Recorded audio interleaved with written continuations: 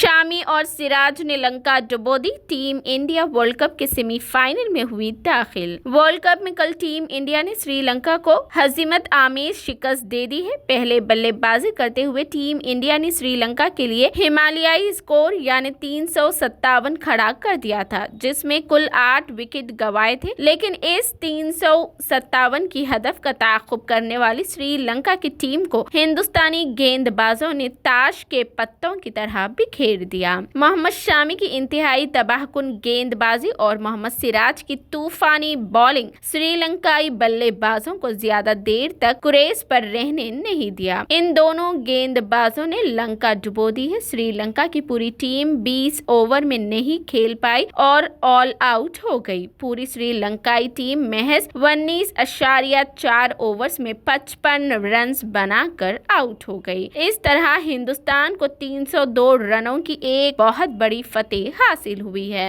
इस world cup में अपनी मुसलसिल 7वीं जीत दर्ज की। इस जीत के साथ ही टीम इंडिया वर्ल्ड कप के सेमीफाइनल में पहुंच गई है। मोहम्मद शामी ने 5 और मोहम्मद सिराज ने 3 विकेट हासिल किए हैं।